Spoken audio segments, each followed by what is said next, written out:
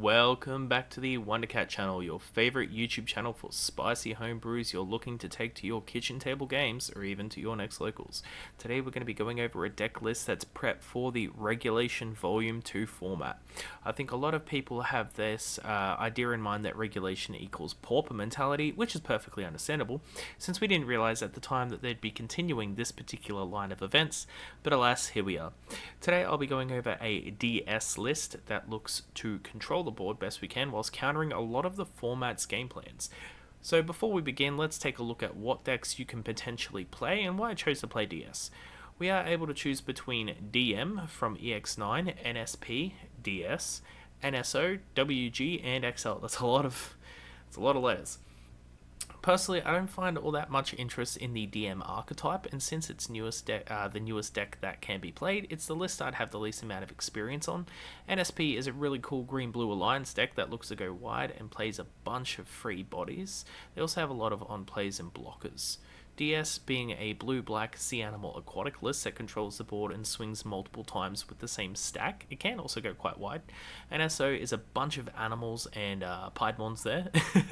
The deck is primarily yellow-purple, so it has some DP reduction and reanimation built in.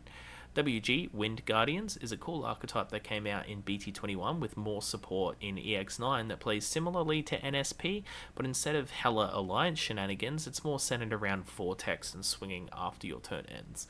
And last but not least, the number one contender of Regulation Format 1, Axel, the Big Bad. Now, one would think that if Axel were as strong as what it was in the first event, then isn't that what you would want to play in the second one? Well, not entirely, since this newest event allows us to play all cards, not just commons and uncommons, but with the stipulation being that 30 cards in your deck must be from the archetypes listed above, specifically. So what we are really looking at here is how much stronger does a deck, or how much stronger did Axel get with all of its pieces versus the other decks now in this particular format? Well, it doesn't get much outside of Volder Arm. While the card is solid and gives the deck partition and a proper top end on top of Bancho and stuff, partition's a pretty strong mechanic on its own. That's not enough for me to think that the deck is strong enough to justify playing it in this format. With that one example out of the way though, we can get into the deck list and explain why I'll be going into this event playing DS and its potential matchups. So starting off with our rookies, we're going to be playing the full playset of EX8 Crabmon. This little guy is great for the deck, it pulls so much weight. It's a free Digi DS trait, jamming inherited. On play, will also give one of your Digimon blocker until the end of your opponent's next turn. He does a little bit of everything and fills in our DS traits. We'll take it. Next, our Cutie Patootie Gomamon, a rare that couldn't be played in the original format. This guy on play will dig 3 at a DS trait and one of our Sea Beast or Plesio Source of the hand, so he can of course search himself. Not only do I think this art is super adorable, oh my god, he's so cute, but he is our searcher for the deck and allows us to grab like 80% of our Digimon lineup, making him a must-have. Inherited, if you have 7 or less cards in hand when attacking, draw 1. We have a few of these Inheriteds in the list, so with this in mind, we can limit the amount of extra card draw we would otherwise run. We aren't done with Gomamon though, since we'll also be playing a playset of the ST21 version, which is a searchable floodgate due to our previous Goma being able to add this one too. You love to see it. All turns, your opponent can't gain memory other than by Tamer effects, so this is going to lock down and lock them out of using memory boosts. This will stop Axel from gaining memory from Singularity of Chaos if you are unlucky and you hit it in their security. Against other DS lists, it'll turn off their EX8 Bukamon, which is the egg that some people may run. We're not going to be playing it though. It also stops Seadramon from triggering his when attacking. If playing against NSO, it stops Candlemons on deletion effect from giving them 1 memory. It's just a decent effect to have, and whilst it has no inherited, it combos well enough with the deck, and because it's not pure aggro, I can justify running this set of floodgates. I also believe that now that people can use proper memory boosts again for this format, they're going to be running around like crazy, which is reason enough to run this floodgate in particular. But next are level 4s, and we are going to discuss one of the coolest parts of the deck that we have access to, which is the P162 Colamon. A black fishy DS Digimon, Digi for 2 on our DS trait mons, so it sadly won't digivolve on our Floodgate Goma, but his ability will also trigger on play, so it's kind of fine. When digivolving or on play, one of your DS trait Digimon can't be de-digivolved or have its DP reduced for the turn. Until the end of your opponent's next turn, which is pretty nuts. Considering we're in a format with Axel, who does both, this is an amazing level 4 check into that specific deck. The thing that gave Axel its strength in the original format was Axel's level 4 to level 6 lineup, being able to knock off small to medium sized threats, as well as Bancho Leomon just being able to D-Digi 2 and then neg 5k something. Like, the card is just so strong for, like, to be able to be played in the pauper format, you know. Colamon giving our DS stack immunity to Axel's consistent removal threats is just really, really strong. It's crazy. We also have NSO, where you have Piedmon Ace, a card that can potentially nuke a wide board or neg 8k something if targeting the same mon over and over and over again. Even if we aren't targeting Colamon or whatever it digivolves into, then being forced to slow down their game plan to target it or waiting a turn to use their removal gives us time we need to get to those big boys. It's also inherited blocker, which isn't super relevant, but being able to always decide whether or not we want to block isn't a bad thing. Black cards do give some pretty good keyword inheritance. NSO also has 8mon and Mammothmon's inheritors, both reducing DP by 2k and 4k respectively. They even have Bulbautamon, which D-Digis 3, then just blanket neg 6k's everything. So like a well-timed Colamon into NSO can just time walk them for a turn, rendering their removal useless. I expect Heaven's Judgment to also see play in some of these yellow lists, since they have large amounts of multicolored cards, which Colamon also defends against. The card is just great here, so it's the only level 4 we're going to be playing a playset of. But next, 3 copies of Dolphmon.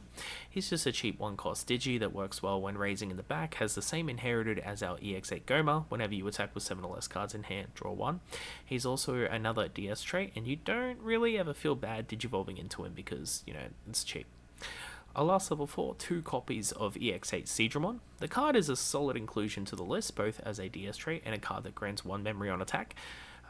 This is a lot harder to justify swinging with if you don't have jamming underneath it. The thing that bothers me the most about this is the fact that it's a 2-cost Digi.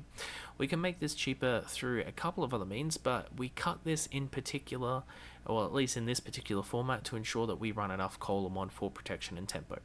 He does give us jamming as a level 4 inherited, which is pretty solid when it comes to blue decks, but since we aren't playing the Seadramon X antibody, you know, lineup, it does take up too much space. The X antibody stuff isn't DS, meaning it cuts heavily into our potential flex slots in the deck. But level 5 time, we're going to be playing 3 copies of Mega Seadramon. This bad boy is more a combo piece. On play when digivolving, unsuspend one of your Digimon. When attacking once per turn, if you have 1 or more memory, your opponent's Digimon can't suspend, essentially making this an unblockable security check, which works great into all of NSP's blockers. It does digivolve for 3 on blue or 3 on all of our DS traits, meaning our Colamon don't become dead level 4 black Digimon on board here, and his inherited is pretty sweet. When attacking, you can throw a Digimon you control underneath into the bottom of this stack, then unsuspend it, meaning the potential free mons that you may play or the level 3s that you may play onto or during your turn that don't have rush will give you pseudo rush, allowing you to attack again with your stack. Other level 5s, 3 copies of Waymon from EX8. A black-blue Digi for 3 on all our DS traits. On play or when digivolving, throw a DS trait mon underneath it from the trash. End of attack. Once per turn, play a DS trait mon with a play cost of 5 or less for free from underneath it. So this is going to hit pretty much all our level 3s and level 4s. Because Seadramon is Seadramon is a play cost of 5, and our other level 4s are play cost 4. Waymon benefits from a chaotic early game. If your early Dolphmons or Crabs die, we can throw them underneath him on Digivolve to beef up our whale. If we hold turn and we can swing with him, he gives us another body. He is the juice in my whales combo list. I'm glad that we're able to play him again, but sadly he does take a bit of a backseat here since he is not our major win con. Being able to recur our Crabmons can give us blocker if we don't have one, or Colamon underneath anything. We can also play out a Dolphmon, then Digi on top of Dolph to a Mega C to unsuspend Waymon to help protect him in our next turn. Waymon can even play out Colamon, which is one of the craziest interactions, meaning that just because our opponent deletes them in the early game, doesn't mean they're gone forever. Playing out a Colamon from underneath Waymon, digivolving it into a Mega C, we can unsuspend the Waymon. Now we have a Mega C that has blocker. Like, there's so many potential combos you can do here. It makes the deck super enjoyable to play. But we must get into the level 6s. We're going to be playing 3 copies of Metal Seadramon Ace. Being able to de-digi on Ace is one of the reasons why I love Puppet Ace so much, and if we play this list into Wingardians, we want to make sure we do our best to end our turn with everything unsuspended to avoid puppets from bottom decking shenanigans. Metal Sea will de-digi 1, then bottom deck a play cost 7 or less, which will hit most level 5s or lower, and a few level 6 aces too. So Metal Sea is a solid ace check into level 6 swings. His effect is again both on play and when digivolving, and with a play cost of 7, makes him a tempo swing if you don't have a level 5 to put him on top of, and you still need to remove a problem Digimon. All turns, while you have one or more memory, none of your opponent's Digimon can suspend. What this means is that Metal Ace allows us to swing super aggressively as long as we don't go below the 1 memory, turning all of our mons into unblockable. So he can be a proper game finisher on his own. This also plays super well into WG, since WG will often look to go over memory into your turn with a Digivolve or play, then Vortex into your Digimon. Axel does this similarly with Verudomon, playing him and then allowing you to attack with Digimon after suspending all of your Digimon, which is yuck. Next, just to make sure we don't have any level 6s that aren't just aces, we play 2 copies of the EX8 Plesio. This card has gorgeous art, was one of my favourite cards when I first started playing in EX8. It's an 11 cost, 11k body. When digivolving, just play a level 4 or lower for free from its stack without paying its cost. Like, considering this is a digivolve for 3, you're getting potentially like 8 memory worth of value for 3, which is pretty wild. Like, you can play a Seadramon off of this. Yuck. During your turn, when a DS Digimon you control digivolves or is played, 2 of your Digimon can DNA into a Digimon card in the hand, and then it can attack. So this card is basically the setup for our 1 copy of Aegistramon. And Aegistramon, this card is just like, it's a piece of work, man. A 15k, 15 cost DNA digivolves for free or for 5 on your level 6s. When digivolving, just bottom deck 14 play cost worth of Digimon, because why not? Like, who cares about levels? If he DNA digivolves, allows you to play up to 12 play cost worth of DS trait Digimon from his stack as well for free. What this means is that if you manage to hold turn playing this, I mean, you don't even really need to, but like, he can play out one of your Metal Seas underneath it, de-digi something, bottom deck another 7 play costs. On top of that, you still have 5 more play costs to toy with, so you can drop a Colamon out to make sure he's protected for the turn as well. Like, this thing's an absolute beast. Because he allows you to play one of your level 6s, it allows us to get into a second level 7 if we can't end the game here, which is pretty nutty. All turns, while you have 1 or more memory, none of your DS trait Digimon are affected by your opponent's Digimon effects, and while you have 1 or less memory, none of your opponent's Digimon can trigger on-play effects. This renders Axel and NSP basically useless. Like, this card is just cracked, man. You can run 2 of these if you like, but I decided to split our top end with a single copy of the French Omni because he's another great game ender. Being able to unsuspend your level 6 using Mega C's Inherited to swing again with it, then to digivolve into Omni means 1 Digimon alone gives us 3 checks in a single turn. We can't really trigger any of his effects outside the obvious end of turn. Attack with something without suspending as if it has Rush, which is, the reason we're going to run it. Again, if you don't have or own Omni though, a second Aegistramon's fine. You don't need to run Omni here. Option time, and our options aren't all that unique or special, to be honest. I'm going to start off with the most justifiable unique inclusion though, which is going to be 3 copies of Blue Scramble. This is because everything from level 5 onwards is going to cost at least 3 to digivolve into, and being able to save 1 memory to continue our turn and building up our stack is very important to our tempo. It also generates a solid value on all 3 of our rookies, since it can play all 3 offered security effect or delay effect. Being able to play out a blocker crab during combat is something that will inevitably come up. Alongside it, we play 3 copies of Blue Memory Boost. The deck is super reliant on seeing the correct Digimon, and since our options aren't the end-all be-all of the deck, we don't really need to worry about trainings. On play, dig 4, add any 1 blue Digimon to the hand, on delay gain 2 memory, so this particular slot would 100% go to the new LM Blue-Black Midnight Memory Boost if we had access to it. Since it's not released yet, this would give us access to Colamon, adding Colamon to hand, but, it hits everything else, so we're going to have to use Blue Memory Boost here. Finishing off our DS trait cards, 3 copies of Deep Savers. This gives us a total of 32 DS trait cards, which means we do have 2 potential flex slots in our DS trait cards, but I'm pretty happy with the ratios we've covered thus far. A 2-cost option that acts like a field spell of sorts. When played, add your bottom security card to hand, then throw Deep Savers into your security as the bottom card face up. During all turns in security, while you have 1 or more memory, none of your DS trait Digimon can be deleted in battle. Again, this is a great setup card into WG's own security card, giving them Vortex, which renders it practically useless into us. When it's hit in security though, play a level 5 or lower DS trait mon from your hand for free.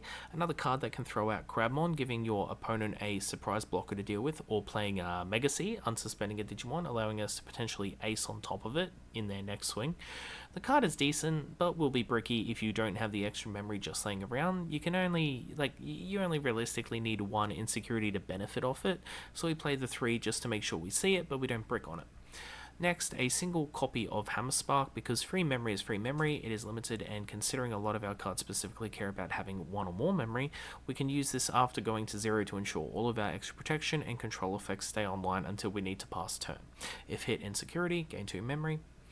Just funny things. If your opponent is running their own memory choking floodgate Digimons, I guess it sucks, but realistically, we aren't going to see this come up too often against us, so it's sort of whatever. Our last option is a single copy of Sea of D, because, oh my god, Sea of Destruction, playing it in Pauper, it just taught me how disgusting the card is. A 6-cost, throw a sea animal or aquatic Digimon under one of your Digimon, then being able to return your opponent's hand all Digimon of the same level. This thing ungums the board. It's friggin' hilarious when hitting Ace Digimon with this. If you pass turn with this and Adristramon on board, they won't benefit off playing their aces again, which it's just like kicking a poor man while he's down. If hit in security, it just bounces everything that is the lowest level, so having multiple level 3s on board, if your opponent wants to try and go wide, just bouncing them all again. The card is a great check into decks that want to go both wide and tall, like NSP and NSO, and despite its expensive cost, it's well worth the slot. Last of the cards, we play 3 copies of Memory Setter Yao, because the deck needs its Memory Setter and we want to ensure we don't get memory choked. When an aquatic or sea animal Digimon attacks, you can suspend her, then throw a level 5 or lower aqua or sea animal as the attacking Digimon's bottom card. This will help us get jamming underneath things that didn't previously have jamming, and will more or less replace itself if we throw things like EX8 Goma or Dolphmon underneath it to draw an extra card. This card also combos with the other version of Yao we will be playing, 2 copies of P168. It's a 3-cost Digimon check tamer. If your opponent has a Digimon, gain a memory. During your turn, whenever an effect adds a card to your Digimon stack, if they're a sea animal or an aquatic Digimon, suspend Yao and digivolve it into an aqua or sea animal, reduced by 1. This Yao lets us swing with level 4 Siegmon, gain a memory, throw Gomamon under it with our Memory Setter Yao, then digivolving it into a Mega Seedramon for 1, turning it into a free Digivolve essentially, unsuspending itself, and potentially drawing a card off of the Goma Inherited. It's a nice little play. It's definitely more combo orientated and cares more about the board already being established, so 2 copies seems to be a good number to be played. Lastly, our egg, it's going to be 4 copies of BT7 Buka. During your turn, when you play a Digimon out from one of your stacks, gain a memory. This is just going to be better late game for us versus EX8 DS Bukamon. EX8's Buka only gives us a memory whenever we are on 0 memory, just feels way too hard to play around, forcing you to attack at sometimes unreasonable times, just because you want that extra memory. The BT7 Buka doesn't care about when we attack or when we play our free Digimon, as long as they're coming out from underneath our Digimon, which is so much easier to accomplish with this list. You can also play, I think it's the Wanyamon, when attacking. If you control a blue tamer, draw a card, but the memory gain I think is better for us. All in all, I think the deck has so many great checks into other decks for this particular format that are allowed to participate. It just feels like an ideal choice. Like it kind of seems like the obvious choice. Maybe I've thrown all these. This is why we should play it together, and I haven't looked enough at other lists. But it's. I think this is in a pretty good spot. I'd love to hear what your thoughts are, though, about the list, whether or not you want to take something like this to an event, if your fish list looks any similar. I'd love to know if you're excited to pick up the newest promos, which are going to be Bastemon and Shumon, which look really gorgeous. Deck list will, of course, be up on the screen for you mad lads now. Don't forget to share this with your mates if they're looking for a sweet list to take to regulation, and if they like fish. I will see you all in the next video. Thank you for your time. Have a great week, everyone. Ta-ta for now.